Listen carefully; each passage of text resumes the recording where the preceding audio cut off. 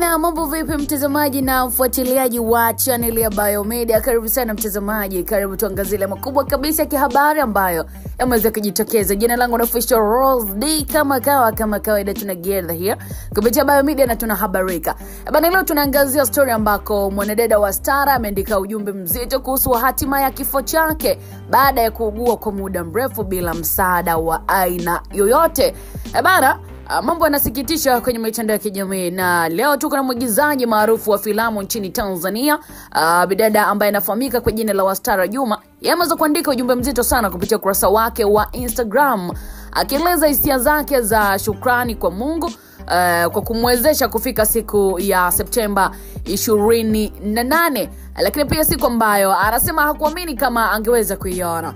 Na ujumbe huo uliojaa maneno ya faraja, mshangao pamoja na kumshukuru Mungu umeweza kugusa hisia za mashabiki wengi kiukweli, huku wengi wakionyesha kuguswa na maneno hayo ya kipekee ambayo aliandika bidada Wastara. Na katika maandiko yake Wastara aliandika hivi, wacha nikupitishe, inawezekana hukuweza kufuatilia na kuona kile ambacho kiliandikwa. Anaanza kwa kuandika hivi: alhamdulillah ya ala, sikufikiria kabisa kama siku ya leo nitaiona, maana nilikuwa nakiwaza kifo na kukutana nacho kila mara, lakini Mungu anajua kwa nini mpaka leo niko hai. Nilijua kama sitakufa kwa kuumwa, basi nitakufa kwa mambo mengine. Kuna mambo mawili nitasema siku moja, ila leo tumaini la kuiona siku hii halikuwepo. Nilikuwa nikiwaza hata nikiongea na watoto wangu ningetamani kuambia kuwa sitafika, lakini sikuweza. Lakini pia bidada Wastara aliweza kuongeza maneno ya imani kwa kusema kwamba Mungu kweli hupewi rushwa. Wewe ni mwenye huruma na upendo wa kweli, na kupenda sana. Asante Mungu, asante familia, asante wa Tanzania wenye upendo, kwa wale wenye chuki na bado ninahitaji sana maombi yenu, na wapenda wote. Bana, ujumbe huu wa bidada Wastara umeweza kuacha wengi wakijiuliza ni changamoto gani kubwa pengine ambazo amekuwa akikabiliana nazo bidada Wastara kwa muda mrefu kiasi cha kuamini kwamba huenda asingefika siku hii ya leo.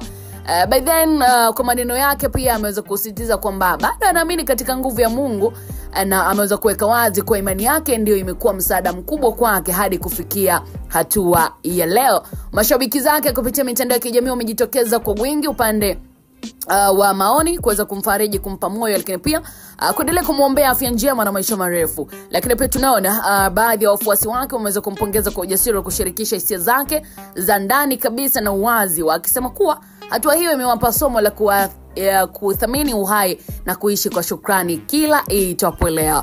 Lakini tunaangazia on either side, wengine waliweza kumshauri kwamba asikate tamaa, lakini pia aendelee kuwa imara, kwani changamoto ni sehemu ya maisha ya kila binadamu, lakini imani thabiti kwa Mungu inaweza kubadilisha hali yoyote ile na ikawa njema sana.